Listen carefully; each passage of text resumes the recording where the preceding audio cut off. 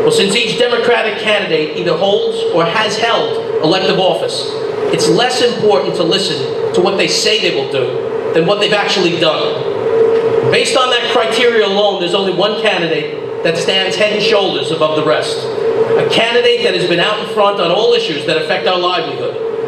One that's been attacked from all sides for his alliance with organized labor.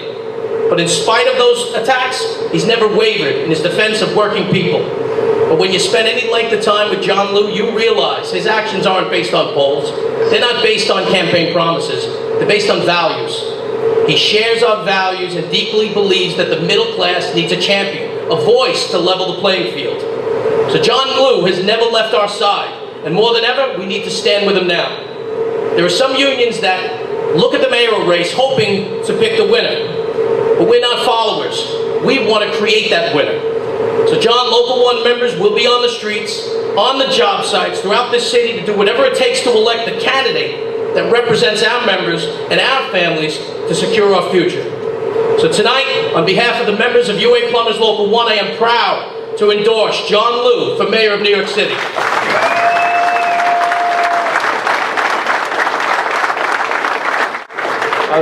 This is a union that I've worked long and close with over the years. Since I've been a member of the City Council, I've worked alongside of you on many of the issues, particularly on the building code. And as controller, I've kept you updated, worked with you continuously on issues of prevailing wage and other larger issues that have to do with the direction of our economy and what working men and women are striving for. And as the attacks came against working men and women across the country and started rearing its ugly head here in New York City, I've always been proud to stand up for what's right, to stand up to say that the recession was not the fault of the working men and women.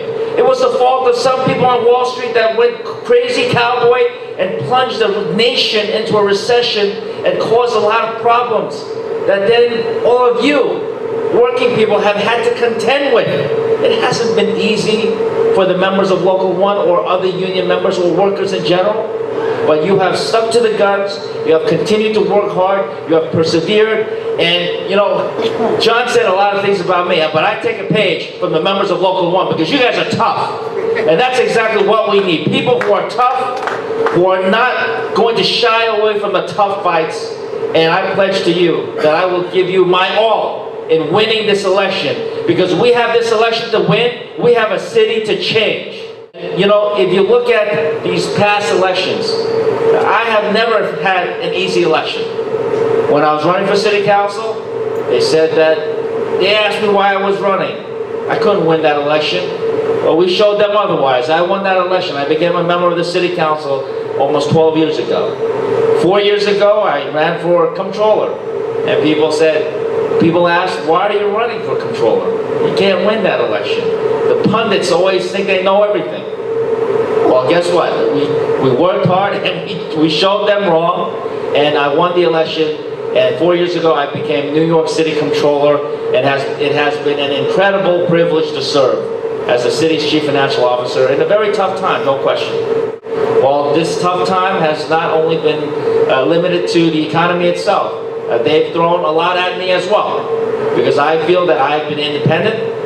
I've stood up for working men and women. I've gone against the grain of what has been politically expedient and convenient, and I've told the truth. And I've told the truth every step of the way in terms of the direction of the economy, what we should be doing in terms of helping working men and women in this city, what we need to do to turn the economy of this great city back on the right track. And that is to always insist on the standards, the hard-fought standards that this union and the others in the labor movement have fought long and hard for. And I've always said that as immigrants, my family, we came to America, we came to New York City in search of the American dream. The American dream of being able to work hard and take care of your families and get a good day's pay for a good day's work. And that's precisely what this union has always been about. And never under my watch, as comptroller or as mayor, will that American dream ever be be watered down for anybody, any family, any working man, any working woman here in the city of New York. You have my pledge on that.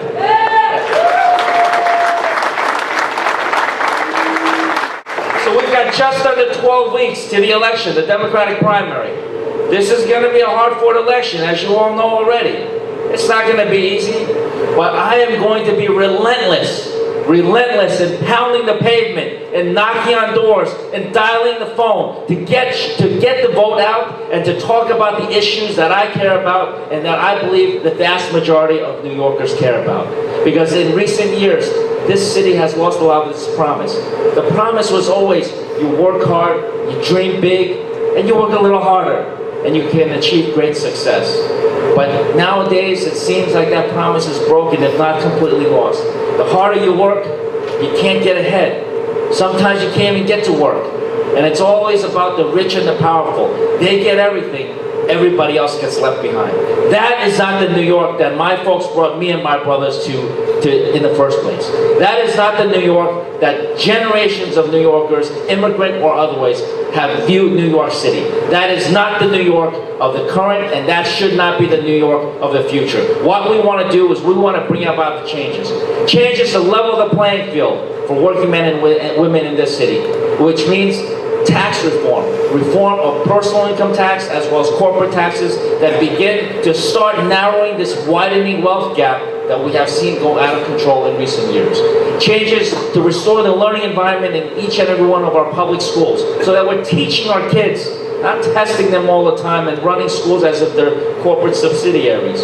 We want to make sure that as our city continues to grow, and this is the good news, that our city has been growing for 30 years, and it continues to grow in population for the next 20 years. But in order to accommodate that growth, we're going to need a lot of construction. A lot of constructions in the near future to help our city accommodate people who are living here as well as people who are on their way here. And that means a huge amount of opportunities if we do it right. Not like the past decade where economic development policy in New York City seemed to be about making the rich filthy rich. We want to make for economic policy that ensures a prosperity shared by everybody in this economic recovery. So I've done all the research as controller, as mayor. You give me a chance to go across the street to City Hall, and as mayor, I will enact those policies and ensure that we have an economic recovery that means a shared prosperity for all New Yorkers. That's exactly what we need to do.